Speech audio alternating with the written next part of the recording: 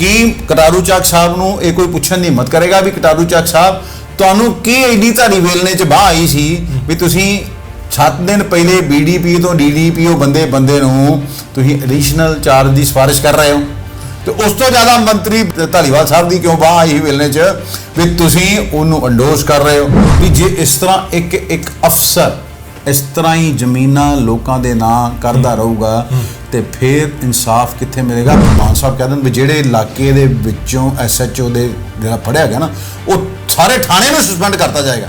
ਇੱਥੇ ਤੇ ਗਰਾਈਆਂ ਕਰਦੇ ਇੱਕ ਦੂਜੇ ਦੀਆਂ ਦਲਾ ਸੱਟਾ ਕਾਰੋਬਾਰੀ ਨਸ਼ੇ ਦੇ ਵਪਾਰੀ ਜੇਲ੍ਹ 'ਚ ਬੈਠੇ ਗੈਂਗਸਟਰ ਨਾਰਕੋ ਟੈਰਰਿਜ਼ਮ ਵਾਲੇ ਹਿਊਮਨ ਟ੍ਰੈਫਿਕਿੰਗ ਵਾਲੇ ਤੇ ਜਿਹੜੇ ਉੱਥੋਂ ਬਹਿ ਕੇ ਫੰਡਿੰਗ ਕਰਦੇ ਨੇ ਇਹ ਸਾਰਾ ਇੱਕ ਨੈਕਸਸ ਉਹਦੇ ਨਾਲ ਕੁਝ ਭ੍ਰਸ਼ਟ ਅਫਸਰ ਕੁਝ ਭ੍ਰਸ਼ਟ ਲੀਡਰ ਵੀ ਨਾਲ ਰਲੇ ਹੋਏ 40,000 ਦਾ ਬੂਟ ਤੇ 1 ਕਰੋੜ ਦੀ ਗੱਡੀ ਤੇ ਰੋਲੈਕਸ ਦੀ ਘੜੀ ਲੈਣੀ ਕਿੱਥੋਂ ਹੈ ਉਹ ਤੇ ਇਹਨਾਂ ਗੰਦਾ ਕੰਮ ਕਰਨ ਵਾਲਿਆਂ ਨੇ ਦੇਣੀ ਨੇ ਆਮ ਬੰਦੇ ਨੇ ਤੇ ਦੇਣੀ ਨਹੀਂ ਹੈ। ਗੁਰਦਾਸਪੁਰ ਵਾਲੇ ਆਖਣ ਵੀ ਸਨੀ ਦਿਓਲ ਸਾਹਿਬ ਦੇ ਦਰਸ਼ਨ ਸਾਨੂੰ ਬਿਨਾਂ ਪੈਸੇ ਹੋ ਜਾਣਾ ਇਹ ਕਿਤੇ ਲਿਖਿਆ ਉਹਨਾਂ ਨੇ ਇਹ ਕਿਹਾ ਮੈਨੂੰ ਵੋਟਾਂ ਪਾਵੇ ਥੋੜੀ ਕਿਹਾ ਮੈਂ ਇੱਥੇ ਆਊਂਗਾ ਤੇ ਜਾਂ ਤਾਂ ਹੋਵੇ ਨਾ ਵੀ ਗਦਰ 2 ਦੀ ਸਾਰੀ ਜਿਹੜੀ ਕਮਾਈ ਹੋਣੀ ਤੁਸੀਂ ਵੀ ਗੁਰਦਾਸਪੁਰ ਵਾਲਿਆਂ ਦੀ ਉਹਦੇ ਤੇ ਲਾ ਦੇਣੀ ਹੈ ਵੀ ਬੜਾ ਹੜ੍ਹਾਂ ਦਾ ਨੁਕਸਾਨ ਹੋਇਆ ਜੀ ਫਸਲਾਂ ਦਾ ਲੋਕਾਂ ਦੇ ਘਾਟੇ ਕੋਈ ਫਿਰ ਤੇ ਲੋਕ ਵੀ ਆਖਣ ਪੰਜਾਬੀ ਵਾਹ ਵੀ ਤੂੰ ਤਾਂ ਕਮਾਲ ਕਰਤਾ ਸਨੀ ਦਿਓਲ ਤੂੰ ਨਹੀਂ ਸੈਸ਼ਨ 'ਚ ਸਦਨ 'ਚ ਕਿਹਾ ਕੋਈ ਗੱਲ ਨਹੀਂ ਆਹ ਕਰਕੇ ਤੂੰ ਬੜੀ ਕਮਾਲ ਕੀਤੀ।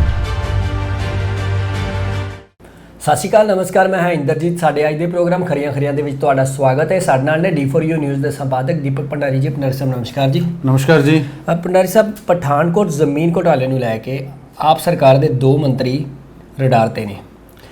ਦੇਖੋ ਅਸੀਂ ਕਈ ਦਿਨਾਂ ਤੋਂ ਇਹ ਵਾਲੀ ਖਬਰ ਡਿਸਕਸ ਕਰ ਰਹੇ ਹਾਂ ਪ੍ਰਿੰਸੀਪਲ ਕਿਸ ਤਰ੍ਹਾਂ ਇੱਕ BDPO ਨੂੰ ਪਹਿਲੇ DDPO ਪ੍ਰਮੋਟ ਕੀਤਾ ਜਾਂਦਾ ਜੀ ਫਿਰ ਉਹਨੂੰ ਰਿਟਾਇਰਮੈਂਟ ਤੋਂ 2-3 ਦਿਨ ਪਹਿਲਾਂ ਐਡੀਸ਼ਨਲ ਚਾਰਜ ਦੇ ਦਿੱਤਾ ਜਾਂਦਾ ਉਹਨੂੰ ADC ਡਿਵੈਲਪਮੈਂਟ ਦਾ ਜੀ ਜਦ ਕਿ ਨੋਰਮਸ ਕੀ ਕਹਿੰਦੀਆਂ ਵੀ ਜਿੰਨਾ ਚਿਰ DDPO 1 ਸਾਲ ਤੱਕ ਪੱਕੇ ਤੌਰ ਤੇ ਕੋਈ ਨਾ ਰਿਹਾ ਹੋਵੇ ਉਹਨਾਂ ਚਿਰ ਉਹਨੂੰ ਜਿਹੜਾ ਐਡੀਸ਼ਨਲ ਚਾਰਜ ਨਹੀਂ ਦਿੱਤਾ ਜਾ ਸਕਦਾ। ਹੁਣ ਇਹਦੇ ਤੇ ਸਿਆਸਤ ਵੀ ਹੋ ਗਈ ਹੈ ਤੇਜ਼ ਜਿਵੇਂ ਵਿਪਕਸ਼ ਨੇਤਾ ਨੇ ਪ੍ਰਤਾਪ ਸਿੰਘ ਬਾਜਵਾ ਉਹਨਾਂ ਨੇ ਵੀ ਤੇ ਸੁਖਬੀਰ ਸਿੰਘ ਬਾਦਲ ਜਿਹੜੇ ਕਿ ਅਕਾਲੀ ਦਲ ਦੇ ਪ੍ਰਧਾਨ ਨੇ ਤੇ ਸਾਬਕਾ ਡਿਪਟੀ CM ਰਹਿ ਚੁੱਕੇ ਉਹਨਾਂ ਨੇ ਵੀ ਸਰਕਾਰ ਤੇ ਕਟਾਕਸ਼ ਕੀਤਾ ਤੇ ਆਖਿਆ ਕਿ ਹੁਣ ਸਰਕਾਰ ਆਪਣੇ ਮੰਤਰੀਆਂ ਤੇ ਕਾਰਵਾਈ ਕਰੇਗੀ। ਹੁਣ ਇਹਦੇ ਵਿੱਚ 2 ਮੰਤਰੀਆਂ ਦਾ ਨਾਮ ਸਾਹਮਣੇ ਆ ਰਿਹਾ ਇੱਕ ਤੇ ਲਾਲਚੰਦ ਕਟਾਰੂ ਚੱਕ ਜਿਹੜੇ ਕਿ ਪਠਾਨਕੋਟ ਨੂੰ ਹੀ ਬਿਲੋਂਗ ਕਰਦੇ ਨੇ ਜੀ ਤੇ ਦੂਸਰੇ ਨੇ ਕੁਲਦੀਪ ਸਿੰਘ ਧਾਲੀਵਾਲ।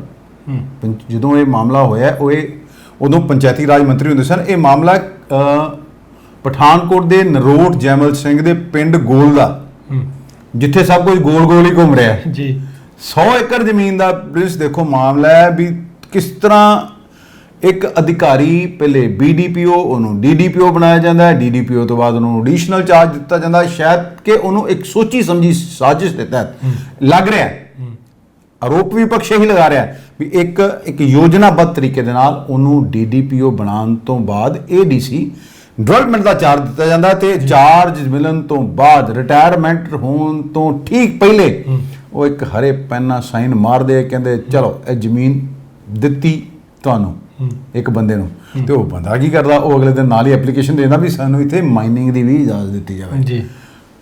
ਉਹ ਕਹਿੰਦੇ ਵੀ ਮਿਨਰਲਸ ਖਣਿਜ ਪਦਾਰਥਾਂ ਦੇ ਨਾਲ ਐਨਰਿਚ ਜ਼ਮੀਨ ਹੈ ਤੇ ਜੇ ਉਹਦੀ ਮਾਈਨਿੰਗ ਉੱਥੋਂ ਸਰਕਾਰ ਜੇ ਕਰਾਵੇ ਨਾ ਤੇ 2 ਕਰੋੜ ਰੁਪਇਆ ਹਰ ਮਹੀਨੇ ਉੱਥੋਂ ਕਮਾਈ ਹੁੰਦੀ ਹੈ ਜੀ। ਹੁਣ ਦੇਖੋ ਇਹ ਹੁਣ ਕੱਲ ਭਗਵੰਤ ਮਾਨ ਸਾਹਿਬ ਨੂੰ ਦਿੱਲੀ ਤਲਬ ਕੀਤਾ ਗਿਆ ਕੱਲ ਅਰਵਿੰਦ ਕੇਜਰੀਵਾਲ ਨਾਲ ਉਹਨਾਂ ਨੇ ਮੀਟਿੰਗ ਵੀ ਕਰਨੀ ਹੈ ਕਈ ਅਹਿਮ ਮੀਟਿੰਗਾਂ ਵਿੱਚ ਛੱਡ ਕੇ ਮਾਨ ਸਾਹਿਬ ਜਿਹੜੇ ਦਿੱਲੀ ਚਲੇ ਗਏ ਹੁਣ ਲੱਗਦਾ ਤੇ ਹੈ ਵੀ ਇੱਕ ਵਾਰ ਕੈਬਨਿਟ ਦੇ ਵਿੱਚ ਫੇਰ ਬਦਲ ਹੋਏਗਾ ਜੀ ਕਿਉਂਕਿ ਜਿਸ ਤਰ੍ਹਾਂ ਲਾਲਚੰਦ ਕਟਾਰੂ ਚੱਕ ਦਾ ਪਹਿਲੇ ਨਾਂ ਸਾਹਮਣੇ ਆਇਆ ਸੀ ਸੁਖਪਾਲ ਸਿੰਘ ਖਹਿਰਾ ਨੇ ਉਹ ਵੀਡੀਓ ਤੁਹਾਨੂੰ ਯਾਦ ਹੀ ਹੋਣਾ ਕੁਝ ਲੋਕ ਭੁੱਲੇ ਨਹੀਂ ਹੈ ਮਾਨਯੋਗ ਗਵਰਨਰ ਸਾਹਿਬ ਨੂੰ ਦਿੱਤੀ ਸੀ ਫਿਰ ਉਹ ਵੀਡੀਓ ਕਲਿੱਪਾਂ ਦੀ ਜਾਂਚ ਫੋਰੈਂਸਿਕ ਜਾਂਚ ਹੁੰਦੀ ਹੈ ਤੇ ਉਦੋਂ ਤੇ ਜਦੋਂ ਨਾਂ ਸਾਹਮਣੇ ਆ ਜਾਂਦਾ ਲਾਲਚੰਦ ਕਟਾਰੂ ਚੱਕ ਦਾ ਤੇ ਇਹ ਵੀ ਬੜਾ ਆਇਆ ਸੀ ਵੀ ਕਿਤੇ ਆਤਮ ਹੱਤਿਆ ਨਾ ਕਰ ਲੈਣ ਕਟਾਰੂ ਚੱਕ ਸਾਹਿਬ ਤੇ ਮਾਨ ਸਾਹਿਬ ਨੇ ਆਪਣੇ 4 MLA ਵੀ ਭੇਜੇ ਇਹਨਾਂ ਦੇ ਘਰ ਵੀ ਫਿਕਰ ਨਾ ਕਰ ਅਸੀਂ ਤੇਰੇ ਨਾਲ ਖੜੇ ਆਂ ਤੇ ਵਾਕਈ ਖੜੇ ਦਿਖੇ ਹੀ ਉਹ ਮਾਮਲੇ 'ਚ ਵੀ ਕੱਖ ਬਣਿਆ ਨਹੀਂ ਮਾਮਲਾ SC ਆਯੋਗ ਕੋ ਗਿਆ ਸਿੱਟ ਬਣ ਗਈ ਉਹ ਬਾਅਦ 'ਚ ਜਿਹੜਾ ਬੰਦਾ ਸੀ ਜਿਹਨੇ ਆਰੋਪ ਜਿਹਦੇ ਨਾਲ ਇਹ ਕੰਮ ਘਿਨਾਉਣਾ ਹੋਇਆ ਸੀ ਉਹ ਆਪ ਵੀ ਕਹਿੰਦਾ ਵੀ ਮੈਨੂੰ ਮਾਫੀ ਦਿਓ ਵੀ ਮੈਂ ਆਪਣੀ ਸ਼ਿਕਾਇਤ ਹੀ ਵਾਪਸ ਲੈਣਾ ਕਿਉਂਕਿ ਇਹ ਪਾਵਰਫੁਲ ਲੋਕ ਨੇ ਇਹਨਾਂ ਦੇ ਖਿਲਾਫ ਕੌਣ ਜਿਹੜਾ ਕਾਰਵਾਈ ਕਰੇਗਾ। ਹੁਣ ਤੁਸੀਂ ਦੇਖੋ ਇੱਕ ਘਟਨਾ ਤੁਹਾਨੂੰ ਪਹਿਲੇ ਦੱਸਿਆ ਵੀ ਨਰੋਟ ਜੈਮਲ ਸਿੰਘ ਦੀ ਹੈਗੀ ਹੈ ਕਿਸ ਤਰ੍ਹਾਂ ਇੱਕ ਮੰਤਰੀ ਸਿਫਾਰਿਸ਼ ਕਰਦਾ ਹੈ ਤੇ ਦੂਜਾ ਮੰਤਰੀ ਜਿਵੇਂ ਪਹਿਲਾਂ ਹੀ ਨਹੀਂ ਵੀ ਜਿਵੇਂ ਕਹਿੰਦੇ ਬਾਲ ਬੈਟਸਮੈਨ ਤਿਆਰ ਹੀ ਬੈਠੇ ਵੀ ਬੈਟਸਮੈਨ ਹਿੱਟ ਕਰਦਾ ਜੀ। ਤੇ ਕੈਚ ਕਰਨ ਵਾਲਾ ਫੀਲਡਰ ਤਿਆਰ ਹੁੰਦਾ ਜੀ। ਵੀ ਥੱਲਿਓਂ ਫਾਈਲ ਆਵੇ, ਅਗਲਾ ਮੰਤਰੀ ਪਹਿਲਾਂ ਤਿਆਰ ਆ ਵੀ ਮੇਰੇ ਕੋ ਆਵੇ ਫਾਈਲ ਤੇ ਮੈਂ ਫਟ ਚਾਚ ਕੜਾਚੇ ਕਰਕੇ ਮੈਂ ਤੇਰੇ ਤਾਰ ਦੇ ਦਿਆਂਗਾ ਜੀ। ਹੁਣ ਸਵਾਲ ਇਹ ਹੈ ਕਿ ਇਹਨਾਂ ਮੰਤਰੀਆਂ ਦੇ ਨਾਂ ਤੇ ਆ ਰਹੇ, ਪਰ ਉਹ ਅਫਸਰ ਕੀ ਡਿਪਾਰਟਮੈਂਟ ਦੇ ਵਿੱਚ ਡੀਡੀਪੀਓ ਹੀ ਸਭ ਤੋਂ ਵੱਡਾ ਅਧਿਕਾਰੀ ਹੁੰਦਾ, ਕੀ ਡਿਪਾਰਟਮੈਂਟ 'ਚ ਏਡੀਸੀ ਹੀ ਸਭ ਤੋਂ ਵੱਡਾ ਅਧਿਕਾਰੀ ਹੁੰਦਾ ਹੈ। ਹੁਣ ਰੂਰਲ ਡਿਵੈਲਪਮੈਂਟ ਦੇ ਵਿੱਚ ਕਿਉਂ ਡਾਇਰੈਕਟਰ ਕੋਲੋਂ ਜਾਂਚ ਕਿਉਂ ਨਹੀਂ ਕੀਤੀ ਜਾ ਰਹੀ? ਹੁਣ ਇਹ ਮਾਮਲਾ ਜਿਹੜਾ ਹੈ ਇਹ ਵਿਜੀਲੈਂਸ ਕੋ ਚਲਾ ਗਿਆ ਜੀ। ਇਹ ਡੀਡੀਪੀਓ ਸਾਹਿਬ ਦਾ ਨਾਮ ਹੀ ਕੁਲਦੀਪ ਸਿੰਘ ਹੀ ਹੈ ਤੇ ਆਪਣੇ ਇੱਕ ਮੰਤਰੀ ਸਾਹਿਬ ਹੈ ਕੁਲਦੀਪ ਸਿੰਘ ਧਾਲੀਵਾਲ, ਉਦੋਂ ਪੰਚਾਇਤੀ ਰਾਜ ਮੰਤਰੀ ਹੁੰਦੇ ਸੀਗੇ। ਬਹੁਤ ਜ਼ਮੀਨਾਂ ਉਹਨਾਂ ਨੇ ਖਾਲੀ ਖੁੱਲੀ ਕਰਾਈਆਂ, ਜਾ ਕੇ ਕਹਿੰਦੇ ਸੀਗੇ ਕਈ ਏਕੜ ਜ਼ਮੀਨ ਖਾਲੀ ਕਰਾ ਲਈ ਤੇ ਬਹੁਤ ਸਾਰੀ ਏਕੜ ਜ਼ਮੀਨ ਹੁਣ ਮੈਂ ਖਾਲੀ ਵੀ ਕਰਾਣੀ ਹੈ। ਔਰ ਉਸ ਤੋਂ ਬਾਅਦ ਮਾਮਲਾ ਜਿਹੜਾ ਨਾ ਉਹ ਠੰਡਾ ਹੋ ਗਿਆ ਸੀ। ਹੁਣ ਬਿਆਨ ਅੱਜ ਹੀ ਮੈਂ ਪੜ੍ਹ ਰਿਹਾ ਸੀ, ਜਿਹੜੇ ਨਵੇਂ ਬਣਾਏ ਨੇ ਮੰਤਰੀ ਸਾਹਿਬ, ਉਹਨਾਂ ਦਾ ਇਹ ਕਹਿਣਾ ਹੈ ਕਿ ਹੁਣ ਪੰਚਾਇਤੀ ਜ਼ਮੀਨਾਂ ਨੂੰ ਕਾਨੂੰਨੀ ਕਲੀਅਰੈਂਸ ਮਿਲਣ ਤੋਂ ਬਾਅਦ ਹੀ ਜਿਹੜਾ ਉਹ ਖਾਲੀ ਕਰਾਇਆ ਜਾਏਗਾ, ਕਿਉਂਕਿ ਮੁਕੱਦਮੇਬਾਜ਼ੀ ਨੂੰ ਕਹਿੰਦੇ ਅਸੀਂ ਬੜਾਵਾ ਨਹੀਂ ਦੇਣਾ ਚਾਹੁੰਦੇ। ਇਹ ਪੰਚਾਇਤ ਮੰਤਰੀ ਨੇ ਲਾਲਜੀਤ ਸਿੰਘ ਭੁੱਲਰ ਸਾਹਿਬ। ਚਲੋ ਸਰਕਾਰ ਦਾ ਕੰਮ ਹੈ, ਵੈਸੇ ਤੇ ਅਸੀਂ ਪਹਿਲੇ ਵੀ ਕਿਹਾ ਸੀ ਵੀ ਸਰਕਾਰ ਜਿਹੜੀ ਹੈ ਆਮ ਆਦਮੀ ਪਾਰਟੀ ਦੇ ਲੋਕ ਜਿਹੜੇ ਜਿੱਤ ਕੇ ਆਏ, ਉਹਨਾਂ ਨੇ ਕੋਈ 올림픽 ਚੋਂ ਮੈਡਲ ਨਹੀਂ ਸੀ ਜਿੱਤਿਆ, ਕੋਈ ਏਸ਼ੀਅਨ ਗੇਮਸ ਚੋਂ ਕੋਈ ਮੈਡਲ ਨਹੀਂ ਸੀ ਉਹਨਾਂ ਦਾ, ਕੋਈ ਕਾਮਨਵੈਲਥ ਗੇਮਾਂ ਚੋਂ ਕੋਈ ਮੈਡਲ ਨਹੀਂ ਸੀ, ਕੋਈ ਨੈਸ਼ਨਲ ਸਤਰ ਤੇ ਕੋਈ ਮੈਡਲ ਨਹੀਂ ਸੀ। ਸਿਰਫ ਲੋਕਾਂ ਨੇ ਦੂਜੀਆਂ ਪਾਰਟੀਆਂ ਤੋਂ ਭਰੋਸਾ ਉੱਠ ਗਿਆ ਸੀ ਤੇ ਇਸ ਕਰਕੇ ਇਹਨਾਂ ਨੂੰ ਲੋਕਾਂ ਨੇ ਵੋਟਾਂ ਪਾਈਆਂ, ਇਹਨਾਂ ਤੇ ਵਿਸ਼ਵਾਸ ਕਰਕੇ ਤੇ ਵਿਸ਼ਵਾਸ ਕਰਨ ਦਾ ਤੁਸੀਂ ਦੇਖੋ ਨਾ ਹੁਣ ਕੀ ਵਿਸ਼ਵਾਸਘਾਤ ਹੋ ਰਿਹਾ, ਇਹ ਸਭ ਤੋਂ ਵੱਡਾ ਸਵਾਲ ਹੈ ਵੀ ਜੇ ਇਸ ਤਰ੍ਹਾਂ ਇੱਕ ਅਫਸਰ ਇਸ ਤਰ੍ਹਾਂ ਹੀ ਜ਼ਮੀਨਾਂ ਲੋਕਾਂ ਦੇ ਨਾਂ ਕਰਦਾ ਰਹੂਗਾ ਤੇ ਫਿਰ ਇਨਸਾਫ ਕਿੱਥੇ ਮਿਲੇਗਾ? ਪੰਜਾਬ ਤੇ ਸਿਰ ਜਿਹੜਾ ਕਰਜ਼ਾ ਚੜ ਗਿਆ ਉਹ ਕਰਜ਼ਾ ਲੱਥੂਗਾ ਕਿਵੇਂ? ਹੁਣ ਵਿਜੀਲੈਂਸ ਕੋ ਜਾਂਚ ਪਹੁੰਚ ਗਈ ਹੈ, ਉਹ ਵਿਜੀਲੈਂਸ ਵੀ ਕਰੇ ਤੇ ਕਰੇਗੀ। ਜਿੰਨੀਆਂ ਜਾਂਚਾਂ ਆਉਂਦੀਆਂ, ਜਿੰਨੇ ਘਟਾਲੇ ਆਉਂਦੇ, ਸਭ ਵਿਜੀਲੈਂਸ ਕੋ ਭੇਜੀ ਜਾਂਦੇ, ਵਿਜੀਲੈਂਸ ਕੋ ਫਾਈਲਾਂ ਵਧੀ ਜਾਂਦੀਆਂ, ਉਹਨਾਂ ਨੂੰ ਸਟਾਫ ਤੇ ਦਿੰਦੇ ਨਹੀਂ। ਉਹਨਾਂ ਨੇ ਇੱਕ ਵਾਰ ਡੀਜੀਪੀ ਵਿਜੀਲੈਂਸ ਦੇ ਜਿਹੜੇ ਵਰਿੰਦਰ ਕੁਮਾਰ ਨੇ, ਉਹਨਾਂ ਨੇ ਚਿੱਠੀ ਵੀ ਲਿਖੀ ਸੀ ਪੰਜਾਬ ਦੇ ਮੁੱਖ ਮੰਤਰੀ ਨੂੰ ਵੀ ਮੈਨੂੰ 600 ਬੰਦਿਆਂ ਦੀ ਟੀਮ ਵੀ ਦਿਓ, ਬਹੁਤ ਸਾਰੀ, ਕਿਉਂਕਿ ਕੰਮ ਬਹੁਤ ਵੱਧ ਗਿਆ ਵਿਜੀਲੈਂਸ ਦਾ ਉਸ ਤੋਂ ਬਾਅਦ ਦਾ। ਹੁਣ ਤੁਸੀਂ ਦੇਖੋ ਇਹ ਤੇ ਉਹ ਵਾਲਾ ਪ੍ਰਦੇਸ਼ ਹੈ ਵੀ ਜਿੱਥੇ ਅਮਰੂਦਾਂ ਦਾ ਮੁਆਵਜ਼ਾ ਖਾ ਜਾਂਦੇ ਅਫਸਰਾਂ ਦੀ ਵੋਟੀਆਂ ਦੇ ਨਾਂ ਤੇ ਮੁੜ ਕੇ ਕਹਿੰਦੇ ਵੀ ਅਸੀਂ ਪੈਸੇ ਜਮ੍ਹਾਂ ਕਰਾ ਦਿੰਦੇ, ਸਾਨੂੰ ਮਾਫ ਕਰ ਦਿਓ। ਮੰਤਰੀ ਸਾਬਕਾ ਅੰਦਰ ਦੇ ਦਿੱਤਾ, ਅਫਸਰ ਕਿਸੇ ਤੇ ਗਾਜ ਨਹੀਂ ਆਈ। ਹੁਣ ਕੀ ਇਹਦੇ ਤੇ ਵੀ ਅਫਸਰਾਂ ਦੀ ਭੂਮਿਕਾ ਦੀ ਜਾਂਚ ਹੋਏਗੀ, ਕੀ ਉਹਨਾਂ ਤੇ ਕਾਰਵਾਈ ਹੋਏਗੀ? ਇਹ ਸਭ ਤੋਂ ਵੱਡਾ ਸਵਾਲ ਹੈ। ਪਰ ਦੇਖੋ ਲੋਕ ਪ੍ਰਿੰਸ ਜਾਨ ਤੇ ਜਾਨ ਕਿੱਥੇ? ਲੋਕਾਂ ਨੇ ਪਹਿਲੀਆਂ ਸਰਕਾਰਾਂ ਨੂੰ ਵੇਖਿਆ, ਇਹਨਾਂ ਨੇ ਕਿਹਾ, ਬੜਾ ਪ੍ਰਚਾਰ ਕੀਤਾ ਵੀ ਇੱਕ ਮੌਕਾ ਕੇਜਰੀਵਾਲ ਨੂੰ, ਇੱਕ ਮੌਕਾ ਭਗਵੰਤ ਮਾਨ ਨੂੰ। ਲੋਕਾਂ ਨੇ ਤੇ ਬੁੱਕਾਂ ਭਰ ਵੋਟਾਂ ਪਾਤੀਆਂ। ਦੇਖੋ 92 ਜਿੱਤਾ ਤੇ ਇਹਨਾਂ ਦੇ ਬਾਜਵਾ ਸਾਹਿਬ ਨੇ ਤੇ ਆਖਿਆ ਵੀ ਕਟਾਰੂ ਚੱਕ ਦਾ ਨਾਂ ਗੈਰ ਕਾਨੂੰਨੀ ਗਤੀਵਿਧੀਆਂ 'ਚ ਸਾਹਮਣੇ ਆਇਆ, ਇਸ ਕਰਕੇ ਕਟਾਰੂ ਚੱਕ ਸਾਹਿਬ ਨੂੰ ਅਸਤੀਫਾ ਦੇ ਦੇਣਾ ਚਾਹੀਦਾ ਹੈ। ਉਹਨਾਂ ਨਾਲੇ ਵੀ ਕਿਹਾ ਵੀ ਮਾਮਲੇ ਦੀ ਜਾਂਚ ਸੀਬੀਆਈ ਕੋ ਕਰਾਣੀ ਚਾਹੀਦੀ ਹੈ। ਜੇ ਕੋਈ ਇਹ ਜਾਂਚ ਪ੍ਰਦੇਸ਼ ਦੀ ਏਜੰਸੀ ਕਰਦੀ ਹੈ ਤੇ ਇਹ ਭਰੋਸੇ ਲਾਇਕ ਨਹੀਂ ਰਹੂਗੀ। ਹੁਣ ਤੁਸੀਂ ਦੇਖੋ ਮਾਮਲਾ ਕਿਸ ਤਰ੍ਹਾਂ ਸੈਂਡ ਮਾਫੀਆ ਨਾਲ ਜੁੜਿਆ ਹੋਇਆ ਹੈ। ਜਿਵੇਂ ਅਸੀਂ ਪਹਿਲੇ ਕਿਹਾ ਵੀ ਇਹਨਾਂ ਕਿਹੜਾ ਕੋ ਕੱਦੂ 'ਚ ਤੀਰ ਮਾਰਿਆ ਹੈ ਵੀ ਇਹਨਾਂ ਨੂੰ ਜਿਤਾਤਾ। ਸੁਨੀਲ ਜਾਖੜ ਸਾਹਿਬ ਇੱਕ ਦਿਨ ਪਹਿਲੇ ਕਹਿ ਚੁੱਕੇ ਆ ਵੀ ਜਿਹੜੇ ਆਮ ਆਦਮੀ ਸੀ ਜਿਨ੍ਹਾਂ ਤੇ 3-3 ਲੱਖ ਦਾ ਕਰਜ਼ਾ ਸੀ, ਉਹਨਾਂ ਨੇ 1-1 ਕਰੋੜ ਦੀ ਗੱਡੀ ਲੱਖ ਰਹੀ, 40-40 ਹਜ਼ਾਰ ਦੇ ਉਹ ਬੂਟ ਪਾਉਂਦੇ ਨੇ। ਹੁਣ ਇਸੇ ਵਿੱਚ ਪਿਛਲੇ ਮਹੀਨੇ ਇੱਕ ਸੁਣਵਾਈ ਹੋ ਰਹੀ ਸੀ ਹਾਈ ਕੋਰਟ ਦੇ ਵਿੱਚ, ਮੈਂ ਤਾਂ ਇਹ ਕੋਟ ਕਰ ਰਿਹਾ ਕਿਉਂਕਿ ਇਹ ਸਾਰਾ ਮਾਮਲਾ ਇੰਟਰਲਿੰਕਡ ਹੈ। ਇਹ ਵੀ 100 ਏਕੜ ਚੋਂ 45 ਏਕੜ ਜ਼ਮੀਨ ਦੇ ਉੱਤੇ ਰੇਤਾ ਹੈ, ਕਿਉਂਕਿ ਰਾਵੀ ਦਰਿਆ ਦੇ ਕੋਲ ਜ਼ਮੀਨ ਹੈ, ਵਿੱਚ ਹੀ ਕਹਿ ਲਓ ਕਿ ਜ਼ਮੀਨ ਹੈ, ਉੱਥੇ ਰੇਤਾ ਵਾਧੂ ਆਉਂਦੀ ਹੈ। ਤੇ ਹੁਣ ਸੁਣਵਾਈ ਹੋ ਰਹੀ ਸੀ ਹਾਈ ਕੋਰਟ ਦੇ ਵਿੱਚ ਪਿਛਲੇ ਮਹੀਨੇ, ਸ਼ਾਇਦ 26-27 ਜੁਲਾਈ ਦਾ ਮਾਮਲਾ ਹੈ। ਤੇ ਸਰਕਾਰ ਹਾਈ ਕੋਰਟ ਨੇ ਜਿਹੜੀ ਇਹ ਚੇਤਾਵਨੀ ਦਿੱਤੀ ਵੀ ਜੇ ਹਜੇ ਵੀ ਤੁਸੀਂ ਇਹਨੂੰ ਅਵੈਧ ਖਨਨ ਨੂੰ ਰੋਕਣ ਤੇ ਕੋਈ ਵੱਡਾ ਕਦਮ ਨਹੀਂ ਚੁੱਕਿਆ ਤੇ ਆਉਣ ਵਾਲਾ ਜਿਹੜਾ ਟਾਈਮ ਹੈ ਨਾ, ਪੰਜਾਬ ਦੀ ਜ਼ਮੀਨਾਂ ਤੇ ਛੱਡੋ, ਲੋਕ ਵੀ ਪਾਣੀ ਪੀਣ ਨੂੰ ਤਰਸ ਜਾਣਗੇ। ਤੇ ਨਾਲ ਦੀ ਨਾਲ ਕੋਰਟ ਨੇ ਕਿਹਾ ਇਹਦੇ ਤੇ ਪੂਰੀ ਰਿਪੋਰਟ ਸਾਨੂੰ ਦਿੱਤੀ ਜਾਵੇ। ਇਹ ਮਾਮਲੇ ਦੀ ਇਹ ਸੁਣਵਾਈ ਹੋ ਰਹੀ ਸੀ ਤਾਂ ਕਿਉਂਕਿ ਚੰਡੀਗੜ੍ਹ ਦੇ ਰਹਿਣ ਵਾਲੇ ਨੇ ਗੁਰਬੀਰ ਸਿੰਘ, ਉਹਨਾਂ ਨੇ ਹਾਈ ਕੋਰਟ ਦੇ ਵਿੱਚ ਇੱਕ ਰਿਟ ਪਟੀਸ਼ਨ ਕੀਤੀ ਸੀਗੀ ਕਿ ਪੰਜਾਬ 'ਚ ਇਲੀਗਲ ਅਵੈਧ ਮਾਈਨਿੰਗ ਹੋ ਰਹੀ ਹੈ ਤੇ ਪੰਜਾਬ ਸਰਕਾਰ ਨੂੰ ਉਹਨਾਂ ਦਾ ਕਹਿਣਾ ਸੀ ਹਰ ਸਾਲ ਇਹਦੇ ਨਾਲ 10,000 ਕਰੋੜ ਰੁਪਏ ਦਾ ਨੁਕਸਾਨ ਹੋ ਰਿਹਾ ਹੈ। ਤੇ ਉਸ ਤੋਂ ਉਹਨੇ ਇਹ ਵੀ ਕਿਹਾ ਸੀ ਵੀ ਬਰਸਾਤ ਹੋਈ ਤੇ ਪੰਜਾਬ 'ਚ ਹੜ੍ਹ ਆ ਗਏ, ਅੱਧਾ ਪੰਜਾਬ ਪਾਣੀ 'ਚ ਡੁੱਬ ਗਿਆ, ਇਹਦੇ ਲਈ ਸਿੱਧੇ ਤੌਰ ਤੇ ਜ਼ਿੰਮੇਵਾਰ ਹੈ ਜਿਹੜੀ ਇਲੀਗਲ ਮਾਈਨਿੰਗ ਹੁੰਦੀ ਹੈ ਜੀ ਵੀ ਦਰਿਆਵਾਂ ਦੇ ਰੁਖਬਲ ਤੇ ਨਦੀਆਂ ਦੇ ਰੁਖਬਲ ਤੇ ਇਹਨਾਂ ਨੂੰ ਤੇ ਰੇਤਾ ਚਾਹੀਦੀ ਹੈ ਦੇ ਟਿੱਪਰ ਭਰੀ ਜਾਓ ਤੇ ਵੇਚੀ ਜਾਓ। ਤੇ ਹੁਣ ਕਹਿੰਦੇ ਵੀ 70 ਪਿੰਡ ਇਹੋ ਜਿਹੇ ਜਿਹੜੇ ਪੂਰੀ ਤਰ੍ਹਾਂ ਜਿਹੜੇ ਬਰਬਾਦ ਹੋ ਗਏ। ਤੇ ਹਾਈ ਕੋਰਟ ਨੇ ਆਖਿਆ ਵੀ ਕਈ ਜਿਹੜੇ ਸਟੇਟਾਂ ਨੇ ਉਹ ਪਾਣੀ ਨੂੰ ਰੀਚਾਰਜ ਕਰਨ ਦੀ ਗੱਲ ਕਰ ਰਹੀ ਹੈ ਪਰ ਪੰਜਾਬ ਸਰਕਾਰ ਦਾ ਧਿਆਨ ਨਹੀਂ ਦੇ ਰਹੀ। ਤੇ ਜੇ ਅਵੈਧ ਖਨਨ ਨਾ ਰੋਕਿਆ ਤੇ ਪੰਜਾਬ ਪਾਣੀ ਦੀ ਬਰਬਾਦੀ ਨਾ ਰੋਕੀ ਤੇ ਪੰਜਾਬ ਜਿਹੜਾ ਹੈ ਪੀਣ ਦੇ ਪਾਣੀ ਨੂੰ ਹੀ ਤਰਸ ਜਾਏਗਾ ਜੀ। ਹੁਣ ਇਹ ਵੀ ਉੱਥੇ ਪਲੀ ਲਏਗੀ ਵੀ ਮੱਧ ਪ੍ਰਦੇਸ਼ ਵਧੀਆ ਕੰਮ ਕਰ ਰਿਹਾ, ਪਾਣੀ ਜਿਹੜਾ ਡਿੱਗ ਰਿਹਾ ਉਹਨੂੰ ਉਹਦੇ ਵਾਸਤੇ ਗੁਜਰਾਤ ਕਰ ਰਿਹਾ, ਪਰ ਪੰਜਾਬ ਸਰਕਾਰ ਜਿਹੜੀ ਚੋਪਿਆ। ਹੁਣ ਹਾਈ ਕੋਰਟ ਨੇ ਸਰਕਾਰ ਕੋ ਫਿਰ ਟਾਈਮ ਮੰਗਿਆ ਤੇ ਹਾਈ ਕੋਰਟ ਨੇ ਆਖਿਆ ਵੀ ਕੀ ਹਰ ਵਾਰਾ ਤੁਹਾਨੂੰ ਸਮਾਂ ਹੀ ਚਾਹੀਦਾ BSF ਉਹ ਕਲਪੀ ਜਾਂਦੇ ਵੀ ਅਵੈਧ ਮਾਈਨਿੰਗ ਹੁੰਦੀ ਹੈ।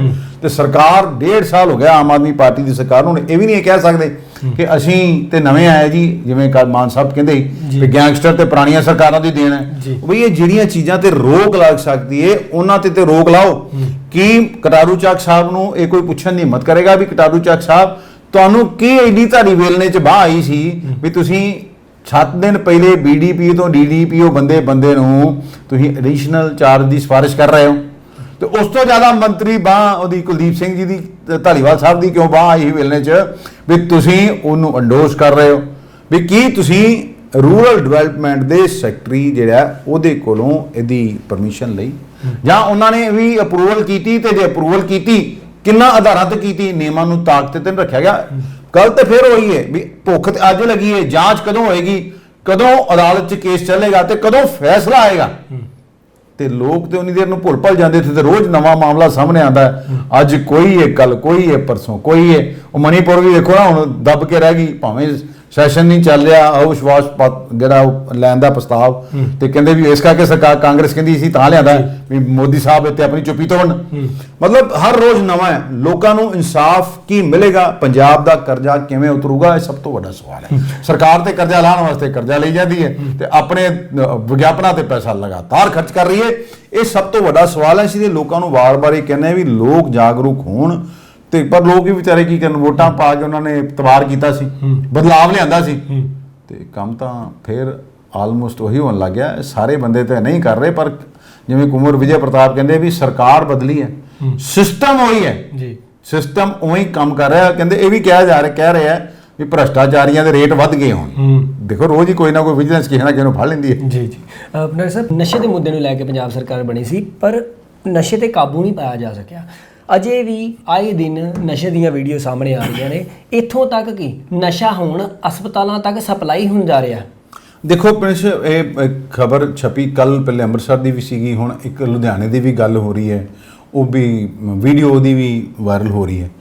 ਇਹ ਨਾਰਥ ਜਿਹੜਾ ਹਲਕਾ ਉੱਥੋਂ ਦਾ, ਮੈਂ ਨਾਂ ਨਹੀਂ ਲੈਣਾ, ਜਿਹੜੇ MLA ਸਾਹਿਬ ਨੇ ਉਹਨਾਂ ਦਾ, ਵੀ ਕਿਸ ਤਰ੍ਹਾਂ ਉੱਥੇ ਡਰੱਗਸ ਵਿਕਦਾ ਤੇ ਚਿੱਟਾ ਜਿਹੜਾ ਬੰਦਾ ਪੀ ਰਿਹਾ ਨਾ ਉਹ ਸਾਫ਼ ਕਹਿੰਦਾ ਮੈਂ ਹੁਣ ਤੱਕ 1 ਕਰੋੜ ਰੁਪਏ ਦਾ ਨਸ਼ਾ ਜਿਹੜਾ ਮੈਂ ਉਹ ਪੀ ਚੁੱਕਿਆ। ਮੇਰੀਆਂ ਨਸਾਂ 'ਚ ਕਹਿੰਦੇ 1 ਕਰੋੜ ਦਾ ਨਸ਼ਾ ਦੌੜ ਰਿਹਾ ਜੀ। ਕਹਿੰਦਾ ਵੀ ਮੈਂ ਪੜ੍ਹਿਆ ਲਿਖਿਆ, ਨੌਕਰੀ ਮਿਲਦੀ ਨਹੀਂ ਤੇ ਫਿਰ ਫਸ ਗਿਆ ਬੁਰੀ ਸੰਗਤ 'ਚ, ਲੈਣ ਲੱਗ ਪਿਆ ਨਸ਼ੇ। ਉਹ ਕਹਿੰਦਾ ਵੀ ਇਹ ਧੰਦਾ ਅੱਜ ਦਾ ਥੋੜੀ ਚੱਲਣ ਲਿਆ, ਪੈਸੇ ਖਰਚੋ ਕਿਹੜੀ ਚੀਜ਼ ਨਹੀਂ ਮਿਲਦੀ ਜੀ, ਸਭ ਦੇਈ ਜਾਂਦੇ ਨੇ।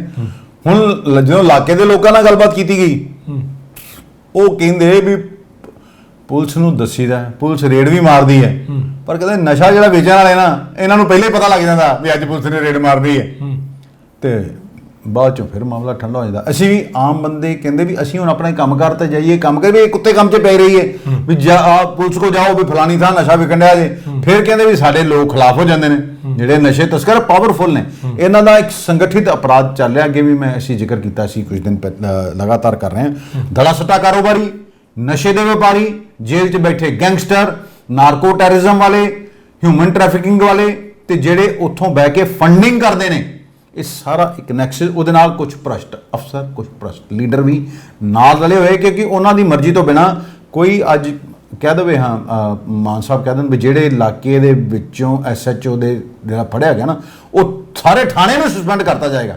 ਇੱਥੇ ਤੇ ਗਰਾਈਆਂ ਕਰਦੇ ਇੱਕ ਦੂਜੇ ਦੀਆਂ, ਅਫਸਰ ਆਪਣੀਆਂ ਗੱਡੀਆਂ 'ਚ ਬਿਠਾ ਦੇ ਇਹਨਾਂ ਨੂੰ, ਜਿਹੜੇ ਸਾਡੇ ਕਾਰੋਬਾਰੀਆਂ ਨੂੰ।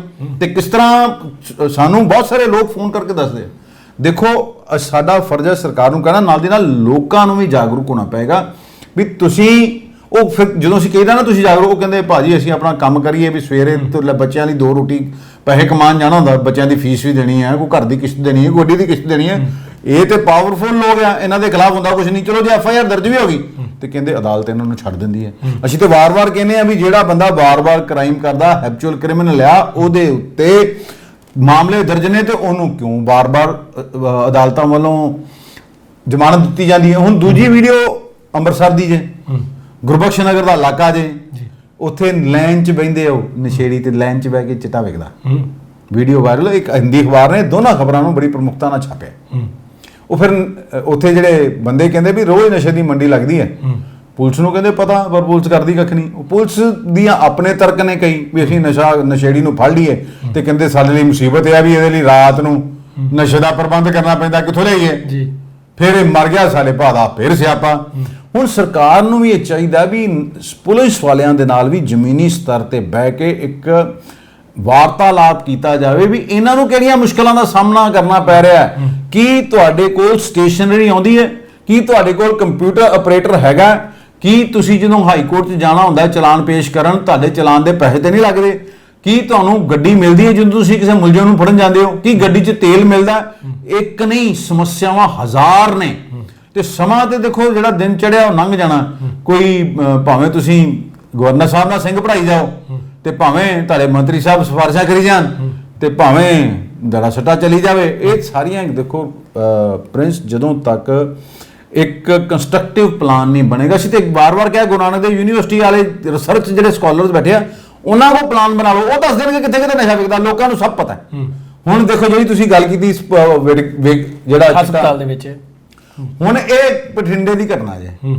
ਹੁਣ ਬੰਦਾ ਇੱਕ ਨਸ਼ੇ ਦਾ ਆਦੀ ਸੀ, ਘਰਦਿਆਂ ਨੂੰ ਲੱਗ ਗਿਆ ਪਤਾ, ਉਹ ਕਹਿੰਦੇ ਪਹਿਲੇ ਤੋਂ ਉਹਦੀ ਕਾਉਂਸਲਿੰਗ ਕੀਤੀ ਇਹਨਾਂ ਨੇ ਤੇ ਉਹ ਕਹਿੰਦਾ ਚਲੋ ਮੇਰਾ ਇਲਾਜ ਕਰਾ ਦਿਓ। ਫਿਰ ਉਹਨੂੰ ਦਾਖਲ ਕਰਾਉਂਦੇ ਆ ਇਲਾਜ ਉੱਥੇ ਹਸਪਤਾਲ ਦੇ ਵਿੱਚ ਤੇ ਨਾਲ ਨਿਗਾਹ ਵੀ ਰੱਖਦੇ, ਕਿਉਂਕਿ ਇਹ ਜਿਹੜੇ ਨਸ਼ੇੜੀ ਨੇ ਨਾ, ਜਿਹੜੇ ਨਸ਼ਾ ਵੇਚਣ ਵਾਲੇ ਆ, ਨਸ਼ੇੜੀ ਤੇ ਉਹਨਾਂ ਦੀ ਸੋਨੇ ਦਾ ਆਂਡਾ ਦੇਣ ਵਾਲੀ ਮੁਰਗੀ ਹੈ ਵੀ ਕਹਿੰਦੇ ਵੀ ਚਿੱਟੇ ਤੇ ਲੱਗਿਆ ਰਵੇ ਤੇ ਸਾਡੀ ਵੀ ਤੋਰੀ ਫੁਲਕਾ ਚੱਲਦਾ ਰਵੇ। ਤੁਸੀਂ ਦੇਖੋ ਨਾ ਵੀ ਉੱਥੋਂ ਤੇ ਲੱਖ ਰੁਪਏ ਕਿਲੋ ਚੱਲਦੀ ਤੇ ਇੰਟਰਨੈਸ਼ਨਲ ਮਾਰਕੀਟ 'ਚ ਉਹਦੀ ਕੀਮਤ ਜਿਹੜੀ 5-7 ਕਰੋੜ ਤੱਕ ਹੋ ਜਾਂਦੀ ਹੈ।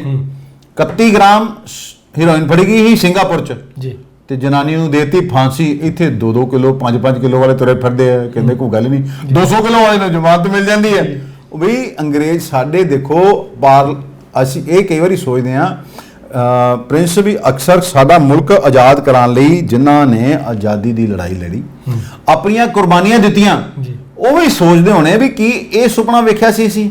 ਪਾਰਲੀਮੈਂਟ ਦੇ ਵਿੱਚ ਦੇਖੋ ਦਾਗੀ ਲੋਕ ਬੈਠੇ ਨੇ, ਵਿਧਾਨ ਸਭਾਵਾਂ ਦੇ ਵਿੱਚ ਦਾਗੀ ਲੋਕ ਬੈਠੇ ਨੇ, ਰਾਜਨੀਤੀ ਨੂੰ ਇਹਨਾਂ ਨੇ ਧੰਦਾ ਬਣਾ ਲਿਆ।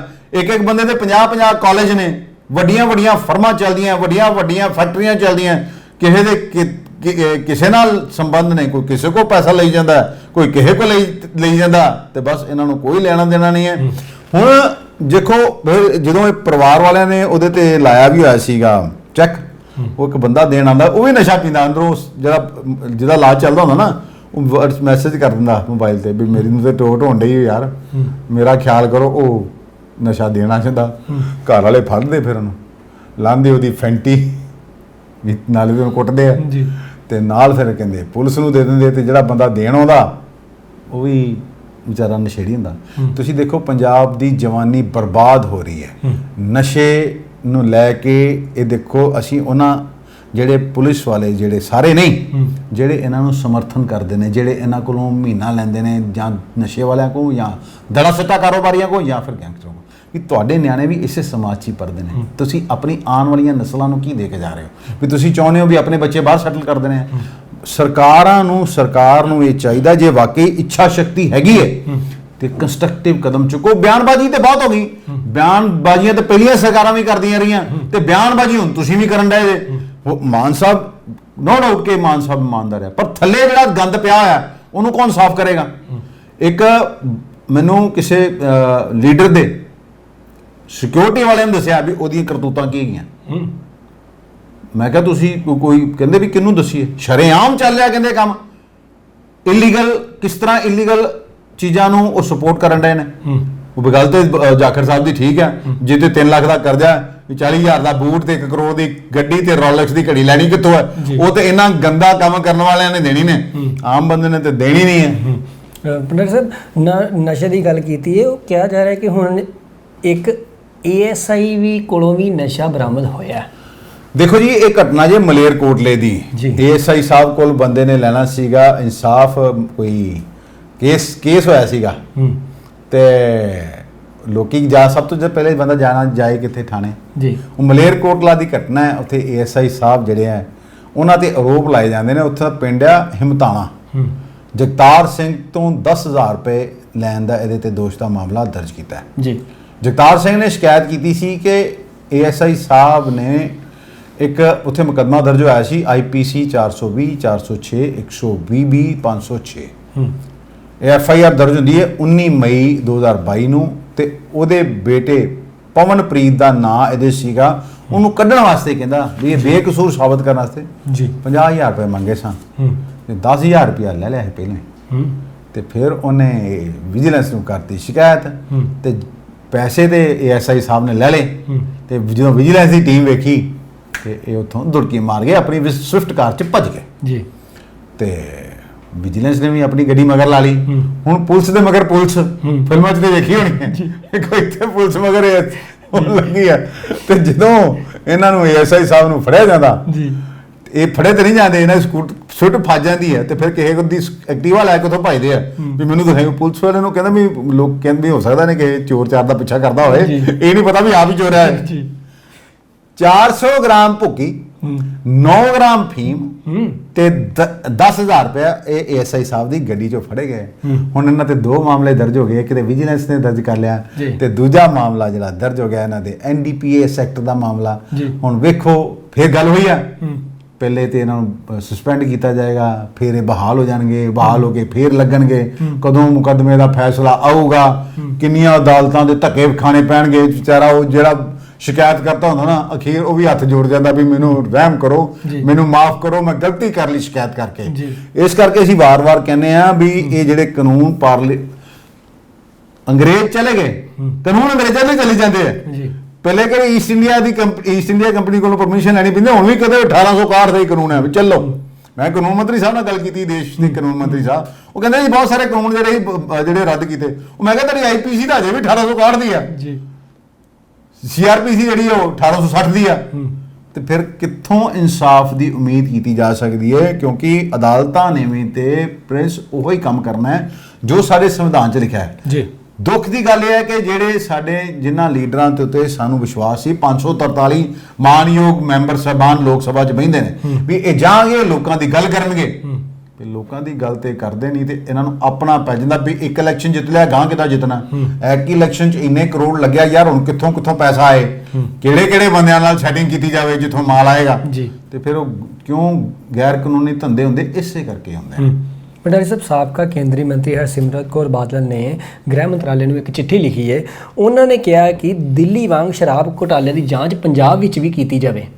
ਦੇਖੋ ਜੀ, ਇਹ ਬਠਿੰਡਾ ਤੋਂ MP ਨੇ ਹਰਸਿਮਰਤ ਕੌਰ ਬਾਦਲ ਜੀ, ਪਾਰਲੀਮੈਂਟ 'ਚ ਬੋਲੇ ਸੀਗੇ। ਇਹਨਾਂ ਨੇ ਕਿਹਾ ਵੀ ਜਿਵੇਂ ਦਿੱਲੀ ਦੀ ਕੀਤੀ ਨਾ ਉਹਦੀ ਐਕਸਾਈਜ਼ ਪਾਲਿਸੀ ਦੀ ਜਾਂਚ, ਇਹੋ ਹੀ ਜਾਂਚ ਜਿਹੜੀ ਹੈ ਪੰਜਾਬ 'ਚ ਵੀ ਕੀਤੀ ਜਾਵੇ। ਇਹਨਾਂ ਨੇ ਕੇਂਦਰੀ ਗ੍ਰਹਿ ਮੰਤਰੀ ਅਮਿਤ ਸ਼ਾਹ ਉਹਨਾਂ ਨੂੰ ਕਿਹਾ ਸੀ ਤੇ ਅਮਿਤ ਸ਼ਾਹ ਉਹਨਾਂ ਨੇ ਅੱਗੋਂ ਕਿਹਾ ਵੀ ਮੈਨੂੰ ਤੁਸੀਂ ਲਿਖ ਕੇ ਭੇਜੋ ਜੋ ਤੁਸੀਂ ਕਰਾਉਣਾ ਚਾਹੁੰਦੇ ਹੋ ਜੀ। ਇਹਨਾਂ ਦਾ ਕਹਿਣਾ ਸੀ ਵੀ ਕਿਉਂਕਿ ਸ਼ਰਾਬ ਨੀਤੀ ਇੱਕੋ ਜਿਹੀ ਹੈ ਤੇ ਇਹਦੇ ਤੇ ਵੀ ਬੜਾ ਵੱਡਾ ਭ੍ਰਸ਼ਟਾਚਾਰ ਹੋਇਆ, ਇਸ ਲਈ ਇਹਦੀ ਜਿਹੜੀ ਜਾਂਚ ਹੈ ਨਾ CBI ਕਰੇ ਤੇ ਸਰਕਾਰ ਦੇ ਸਰਕਾਰੀ ਖਜ਼ਾਨੇ ਨੂੰ ਕਰੋੜਾਂ ਰੁਪਏ ਦਾ ਨੁਕਸਾਨ ਹੋਇਆ ਜੀ। ਤੇ ਹੁਣ ਜਦੋਂ ਗ੍ਰਹਿ ਮੰਤਰੀ ਸਾਹਿਬ ਕਹਿੰਦੇ ਆ ਚਿੱਠੀ ਲਿਖ ਕੇ ਭੇਜੋ ਤੇ ਬੀਬੀ ਹਰਸਿਮਰਤ ਕੌਰ ਬਾਦਲ ਚਿੱਠੀ ਲਿਖ ਦਿੰਦੇ ਆ।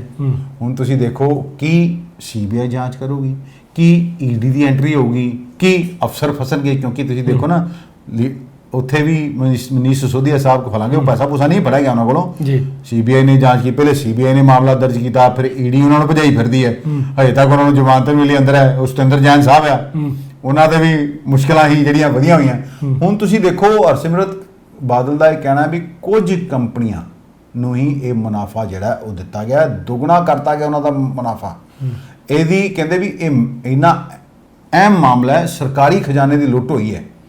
ਪਰ ਕਈ ਲੋਕ ਹੁਣ ਇਹ ਵੀ ਕਹਿੰਦੇ ਵੀ ਬੀਬੀ ਜੀ ਜਦੋਂ ਤੁਹਾਡੀ ਸਰਕਾਰ ਸੀ ਪੰਜਾਬ ਦੇ ਵਿੱਚ ਉਦੋਂ ਕੀ ਹੁੰਦਾ ਰਿਹਾ, ਸ਼ਰਾਬ ਦੇ ਜਿਹੜੇ ਵਪਾਰੀ ਹੈ ਕਿੱਦਾਂ ਗੁੰਡਾਗਰਦੀ ਕਰਦੇ ਰਹੇ, ਕਿਸ ਤਰ੍ਹਾਂ ਪੈਲਸਾਂ ਤੇ ਜਾ ਕੇ ਟੈਕਸ ਲੈਂਦੇ ਰਹੇ ਵੀ ਕਿੱਥੋਂ ਸ਼ਰਾਬ ਖਰੀਦੀ ਜੇ। ਲੋਕਾਂ ਦਾ ਦੇਖੋ ਫਿਰ ਮੂੰਹ ਥੋੜੀ ਫੜਿਆ ਵੀ ਜਦੋਂ ਤੁਸੀਂ ਆਪਣੀ ਸਰਕਾਰ 'ਚ ਹੁੰਦੇ ਹੋ ਕਹਿੰਦੇ ਵੀ ਜਦੋਂ ਆਪ ਹੋਈਏ ਉਦੋਂ ਕਹਿੰਦੇ ਵੀ ਜੋ ਮਰਜ਼ੀ ਕਰੀ ਜਾਓ, ਤੇ ਜਦੋਂ ਵਿਪਕਸ਼ 'ਚ ਹੋਈਏ ਤੇ ਫਿਰ ਇਹਨਾਂ ਨੂੰ ਸਾਰੀਆਂ ਚੀਜ਼ਾਂ ਵੀ ਪਤਾ ਲੱਗ ਜਾਂਦੀਆਂ ਵੀ ਕਿੱਥੇ ਘਟਾਲਾ ਹੋ ਰਿਹਾ। ਵੀ ਚਲੋ ਹੁਣ ਇਹਨਾਂ ਦਾ ਇਹ ਵੀ ਕਹਿਣਾ ਵੀ ਅਸੀਂ ਇੱਕ ਪਿਛਲੇ ਸਾਲ ਸੁਖਬੀਰ ਸਿੰਘ ਬਾਦਲ ਤੇ ਨਾਲ ਹੋਰ ਵੀ ਕਈ ਅਕਾਲੀ ਮੰਤਰੀ ਰਾਜਪਾਲ ਸਾਹਿਬ ਨੂੰ ਮਿਲੇ ਸਨ ਤੇ ਅਪੀਲ ਕੀਤੀ ਸੀ ਵੀ ਪੰਜਾਬ ਦੀ ਜਿਹੜੀ ਐਕਸਾਈਜ਼ ਪਾਲਿਸੀ ਹੈ ਉਹਦੇ ਜਾਂਚ ਦੇ ਆਦੇਸ਼ ਦਿੱਤੇ ਜਾਣ ਜੀ। ਹੁਣ ਦੇਖੋ ਚਿੱਠੀ ਗਈ ਹੈ ਪੰਜਾਬ ਚੋਂ, ਫੈਸਲਾ ਲੈਣਾ ਹੈ ਕੇਂਦਰੀ ਗ੍ਰਹਿ ਮੰਤਰੀ ਅਮਿਤ ਸ਼ਾਹ ਜੀ ਨੇ। ਇਹਨਾਂ ਦਾ ਤਾਂ ਇਹ ਵੀ ਕਹਿਣਾ ਵੀ ਇਹ ਜਿਹੜਾ ਕਿਉਂਕਿ ਗ੍ਰਹਿ ਮੰਤਰਾਲੇ ਐਕਸਾਈਜ਼ ਸਿੱਧੀ ਮਾਨ ਸਾਹਿਬ ਦੇ ਉੱਤੇ ਕਾਰਵਾਈ ਗੱਲ ਆਉਂਦੀ ਹੈ ਤੇ ਹੁਣ ਹੁੰਦੀ ਹੈ ਜਾਂਚ ਕਿ ਨਹੀਂ, ਇਹ ਤੇ ਆਉਣ ਵਾਲਾ ਸਮਾਂ ਹੀ ਦੱਸੂਗਾ। ਬਾਕੀ ਆਰੋਪ ਇਹਨਾਂ ਨੇ ਲਾਏ ਸੀ ਵੀ ਦੋ ਕੰਪਨੀ, ਇੱਕ ਬ੍ਰਿੰਡਿਕੋ ਤੇ ਇੱਕ ਅਨੰਤ ਵਾਈਨਸ ਜੀ, ਇਹਨਾਂ ਨੂੰ ਬਹੁਤ ਸਾਰਾ ਜਿਹੜਾ ਫਾਇਦਾ ਦਿੱਤਾ ਗਿਆ। ਤੇ ਰਾਘਵ ਚੱਡਾ ਨੇ ਇਹਨਾਂ ਨੇ ਕਹਿੰਦੇ ਵੀ ਚੰਡੀਗੜ੍ਹ ਦੇ ਇੱਕ ਵੱਡੇ ਹੋਟਲ ਦੀ 5ਵੀਂ ਬਿਲਡਿੰਗ, ਉਹਨੂੰ ਸਭ ਪਤਾ ਹੈ, ਉੱਥੇ ਇੱਕ ਮੀਟਿੰਗ ਵੀ ਕੀਤੀ ਸੀ ਤੇ ਉਸ ਤੋਂ ਬਾਅਦ ਸਿਸੋਦੀਆ ਸਾਹਿਬ ਦੇ ਘਰ 'ਚ ਵੀ ਮੀਟਿੰਗ ਹੋਈ ਹੈ। ਤੇ ਹੁਣ ਚਲੋ ਦੇਖੋ ਹੁਣ ਗੇਂਦ ਜਿਹੜੀ ਹੈ ਅਮਿਤ ਸ਼ਾਹ ਜੀ ਦੇ ਪਾਲੇ 'ਚ ਹੈ ਕਿਉਂਕਿ ਉਹਨਾਂ ਨੇ ਲਿਖਤ ਸ਼ਿਕਾਇਤ ਮੰਗੀ ਸੀ। ਲਿਖਤ ਸ਼ਿਕਾਇਤ ਉਹਨਾਂ ਹਰਸਿਮਰਤ ਕੌਰ ਬਾਦਲ ਉਹਨਾਂ ਨੇ ਕਰਤੀ ਹੈ ਤੇ ਸਮਾਂ ਦੱਸੂਗਾ ਵੀ ਕੀ ਇਹਦੀਆਂ ਪਰਤਾਂ ਖੁੱਲਣਗੀਆਂ। ਇਹਦੇ ਪਹਿਲੇ ਵੀ ਕਈ ਅਫਸਰਾਂ ਨੂੰ ਬੁਲਾ ਕੇ ਪੁੱਛਗਿੱਛ ਹੋ ਚੁੱਕੀ ਹੈ ਕਿਉਂਕਿ ਸ਼ਰਾਬ ਦੀ ਨੀਤੀ ਵੀ ਕਹਿੰਦੇ ਵੀ ਪੰਜਾਬ ਦੇ ਅਫਸਰਾਂ ਨੇ ਬਹੁਤ ਸਾਰਿਆਂ ਦਾ ਉਹਦੇ 'ਚ ਰੋਲ ਸੀਗਾ ਤੇ ਕੀ ਰੋਲ ਸੀਗਾ ਇਹ ਤੇ ਸਾਹਮਣੇ ਨਹੀਂ ਆਇਆ। ਹੋ ਸਕਦਾ ਸਲਾਹ ਸੁ ਲਈ ਹੋਵੇ ਕਿਉਂਕਿ ਲੀਡਰ ਸਲਾਹ ਹੀ ਮੰਗਦੇ ਨੇ ਨਾ ਜੀ, ਮਰਜ਼ੀ ਤੇ ਆਪਣੀ ਕਰਦੇ ਆ, ਪਰ ਅਫਸਰ ਉਸ ਵੇਲੇ ਜਦੋਂ ਇਹਨਾਂ ਦੀ ਹਾਂ ਛਾਂ ਜੋ ਮਿਲਾਉਂਦੇ ਨੇ ਉਹ ਤਾਂ ਹੀ ਮਿਲਾਉਂਦੇ ਵੀ ਜੀ ਕੋਈ ਗੱਲ ਨਹੀਂ ਅਮਰੂਦਾਂ ਦੇ ਬਾਗ 'ਚ ਅਸੀਂ ਮਾਲ ਖਾਧਾ ਤੇ ਸਰਕਾਰ ਸਾਡੇ ਤੇ ਕੋਈ ਕਾਰਵਾਈ ਨਹੀਂ ਕਰੂਗੀ। ਇਹ ਵੀ ਬੜਾ ਵੱਡਾ ਸਵਾਲ ਹੈ। ਚਲੋ ਆਉਣ ਵਾਲੇ ਸਮੇਂ 'ਚ ਦੇਖੋ ਇਹ ਕਹਿੰਦੇ ਵੀ ਊਂਟ ਕਿਸ ਕਰਵਟ ਬੈਠਦਾ ਇਹ ਸਮਾਂ ਦੱਸੇਗਾ। ਪੰਡਰ ਸਾਹਿਬ, ਮਣੀਪੁਰ 'ਚ ਹੋਈ ਹਿੰਸਾ ਨੂੰ ਲੈ ਕੇ ਅੱਜ ਪੂਰਾ ਪੰਜਾਬ ਬੰਦ ਹੈ। ਦੇਖੋ ਮਣੀਪੁਰ 'ਚ ਜਿਹੜੀ ਹਿੰਸਾ ਹੋਈ ਨਾ ਪ੍ਰਿੰਸ, ਜੋ ਘਟਨਾ ਵਾਪਰੀ ਹੈ ਨਾ ਜੀ, ਉਹਦੀ ਜਿੰਨੀ ਨਿੰਦਿਆ ਕੀਤੀ ਜਾਏ ਥੋੜੀ ਹੈ ਕਿ ਕਾਨੂੰਨੀ ਹਰਕਤ ਹੈ। ਕਹਿਣਾ ਆਉਂਦੀ ਹੈ ਵੀ ਅਸੀਂ ਇਹ ਇਸ ਕਰਕੇ ਸਾਡੇ ਜਿਹੜੇ ਸ਼ਹੀਦਾਂ ਨੇ ਆਪਣੀਆਂ ਜਾਨਾਂ ਕੁਰਬਾਨ ਕੀਤੀਆਂ ਸਨ ਜੀ ਤੇ ਇਸ ਕਰਕੇ ਵੀ ਇਹ ਕਾਲੇ ਅੰਗਰੇਜ਼ ਆ ਕੇ ਬਹਿ ਜਾਣਗੇ। ਤੁਸੀਂ ਦੇਖੋ ਦੋ ਔਰਤਾਂ ਨੂੰ ਨੰਗਿਆਂ ਕਰਕੇ ਬਾਜ਼ਾਰ 'ਚ ਫੇਰਿਆ ਜਾਂਦਾ ਤੇ 2.5 ਮਹੀਨੇ ਬਾਅਦ ਉਹਦੇ ਤੇ ਕੋਈ ਗੱਲਬਾਤ ਹੋਣੀ ਸ਼ੁਰੂ ਹੁੰਦੀ ਹੈ। DGP ਕੋਲੋਂ ਜਵਾਬ ਮੰਗਿਆ ਗਿਆ ਸੀ, ਹਾਈ ਕੋਰਟ ਨੇ ਵੀ ਕਿਹਾ ਸੀ ਆਪ ਪੇਸ਼ ਹੋ ਕੇ ਜਵਾਬ ਦਿਓ। ਹੁਣ ਦੂਜੇ ਪਾਸੇ ਸਰਕਾਰ ਨੂੰ ਘੇਰਦਿਆ ਪਿਆ ਵਿਪਕਸ਼, ਕਈ ਦਿਨ ਚੱਲੀ ਨਹੀਂ, ਸਦਨ ਨਹੀਂ ਚੱਲਿਆ ਲੋਕ ਸਭਾ ਦਾ। ਤੇ ਹੁਣ ਕੱਲ ਅਵਿਸ਼ਵਾਸ ਤੇ ਕਿਉਂਕਿ ਉਹ ਕਾਂਗਰਸ ਕਹਿੰਦੀ ਵੀ ਸਾਨੂੰ ਭਾਵੇਂ ਪਤਾ ਹੈ ਵੀ ਅਸੀਂ ਜਿੱਤਣਾ ਨਹੀਂ ਜਿਹੜਾ ਲਿਆਂਦਾ ਅਵਿਸ਼ਵਾਸ ਜਿਹੜਾ ਪ੍ਰਸਤਾਵ ਲਿਆਂਦਾ, ਪਰ ਅਸੀਂ ਚਾਹੁੰਦੇ ਹਾਂ ਪ੍ਰਧਾਨ ਮੰਤਰੀ ਸਾਹਿਬ ਇਹਦੇ ਤੇ ਆਪਣਾ ਮੂੰਹ ਖੋਲ੍ਹਣ ਜੀ।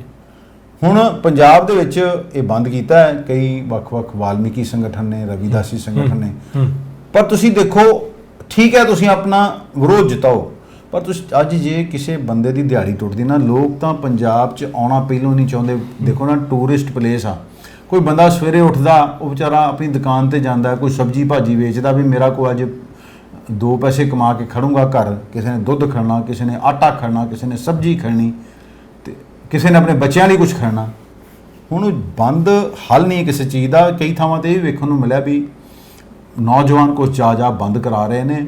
ਹੁਣ ਸਰਕਾਰਾਂ ਕੀ ਕਰ ਰਹੀਆਂ, ਸਾਡੇ ਆਉਣ ਵਾਲੇ ਦੇਸ਼ ਦਾ ਭਵਿੱਖ ਕੀ ਹੋਏਗਾ, ਇਸ ਚੀਜ਼ ਨੂੰ ਲੈ ਕੇ ਉਹ ਲੋਕ ਤੇ ਭਾਵੇਂ ਚਿੰਤਿਤ ਨਾ ਹੋਣ ਜਿਹੜੇ ਮੁਫਤ ਰਾਸ਼ਨ ਲੈਂਦੇ ਨੇ ਜਾਂ ਸਰਕਾਰ ਦੀਆਂ ਮੁਫਤ ਦੀਆਂ ਸਕੀਮਾਂ ਦੇ ਉੱਤੇ ਕਹਿੰਦੇ ਵੀ ਵੋਟ ਪਾ ਦਿੰਦੇ ਨੇ ਆਪਣਾ, ਉਹ ਭਾਵੇਂ ਚਿੰਤਿਤ ਨਾ ਹੋਣ ਤੇ ਉਹਨਾਂ ਨੂੰ, ਤੇ ਉਹ ਵੀ ਚਿੰਤਿਤ ਨਹੀਂ ਹੋਣੇ ਜਿਹੜੇ ਚੰਗੇ ਭਲੇ ਹੋ ਕੇ ਬੁਢਾਪਾ ਪੈਨਸ਼ਨਾਂ ਲੈਂਦੇ ਨੇ ਜਾਂ ਦੂਜਿਆਂ ਦਾ ਹੱਕ ਮਾਰਦੇ ਨੇ।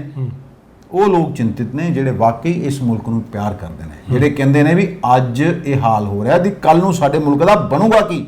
ਇਸ ਕਰਕੇ ਉਹ ਲੋਕ ਚਿੰਤਿਤ ਨੇ। ਹੁਣ ਦੇਖੋ ਫਿਰ ਗੱਲ ਤੇ ਫਿਰ ਹੀ ਹੈ ਵੀ ਸਰਕਾਰਾਂ ਸਾਡੇ ਕੋਲ ਤਾਂ ਕੋਈ, ਅਸੀਂ ਤੇ ਬੋਲ ਹੀ ਸਕਦੇ ਹਾਂ, ਰੌਲਾ ਪਾਉਂਦੇ ਹਾਂ, ਰੋਜ਼ ਪਾਉਂਦੇ ਹਾਂ ਤੇ ਕਦੀ ਤੇ ਰੌਲੇ ਦਾ ਅਸਰ ਹੋਊਗਾ ਨਾ ਜੀ। ਤੇ ਐਕਟਰ ਸੰਨੀ ਦਿਓਲ ਆਪਣੀ ਫਿਲਮ ਦੀ ਪ੍ਰਮੋਸ਼ਨ ਨੂੰ ਲੈ ਕੇ ਪੰਜਾਬ ਵਿੱਚ ਨੇ, ਪਰ ਉਹ ਆਪਣੇ ਗੁਰਦਾਸਪੁਰ ਹਲਕੇ ਦੀ ਸਾਰ ਲੈਣ ਨਹੀਂ ਪਹੁੰਚੇ। ਦੇਖੋ ਜੀ ਹੁਣ ਉਹ ਪਹਿਲੇ ਹੀ ਕਹਿੰਦੇ ਵੀ ਉਹਨਾਂ ਨੂੰ ਤੇ ਵੇਖਣ ਦੇ ਲੱਗਦੇ ਪੈਸੇ ਜੀ।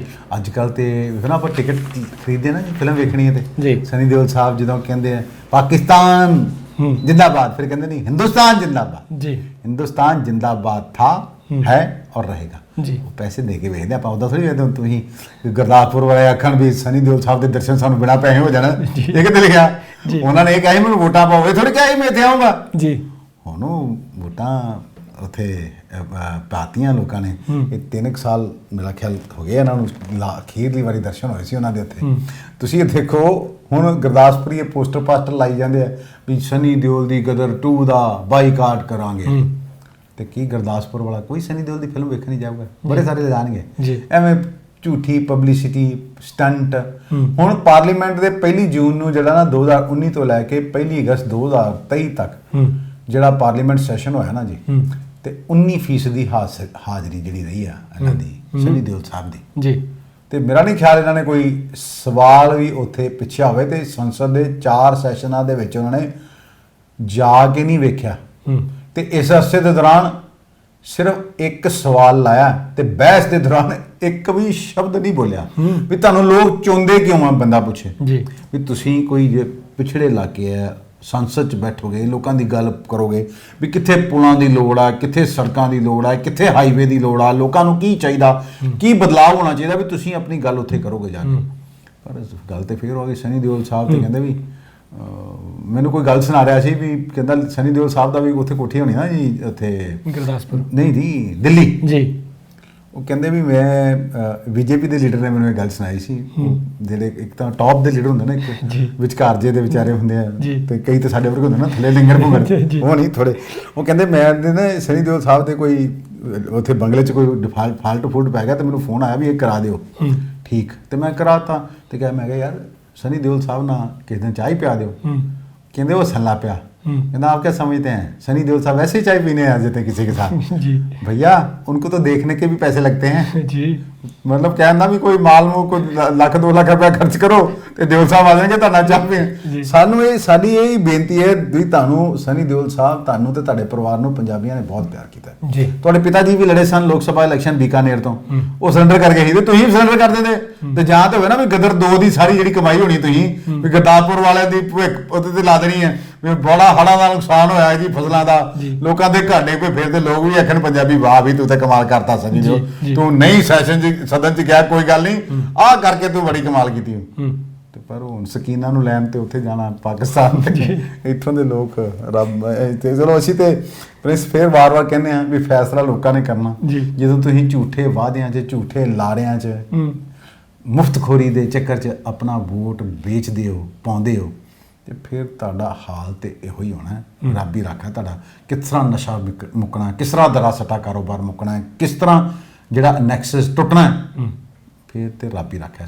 ਇਹ ਸਨ ਦੀਪਕ ਭੰਡਾਰੀ ਜਿਨ੍ਹਾਂ ਦੇ ਨਾਲ ਅਸੀਂ ਅੱਜ ਦੇ ਮੁੱਦਿਆਂ ਤੇ ਗੱਲਬਾਤ ਕੀਤੀ। ਇਸੇ ਤਰ੍ਹਾਂ ਦਾ ਪ੍ਰੋਗਰਾਮ ਲੈ ਕੇ ਇੱਕ ਵਾਰੀ ਫਿਰ ਤੋਂ ਤੁਹਾਡੇ ਰੂਬਰੂ ਆਵਾਂਗੇ। ਤਦ ਤੱਕ ਲਈ ਦਿਓ ਇਜਾਜ਼ਤ। ਸਤਿ ਸ਼੍ਰੀ ਅਕਾਲ, ਨਮਸਕਾਰ। ਤੁਹਾਨੂੰ ਸਾਡਾ ਪ੍ਰੋਗਰਾਮ ਚੰਗਾ ਲੱਗਦਾ ਤੇ ਲਾਈਕ ਕਮੈਂਟ ਤੇ ਸ਼ੇਅਰ ਜ਼ਰੂਰ ਕਰਨਾ, ਨਾਲ ਦੀ ਨਾਲ ਸਾਡੇ ਚੈਨਲ ਨੂੰ ਸਬਸਕ੍ਰਾਈਬ ਵੀ ਕਰਨਾ।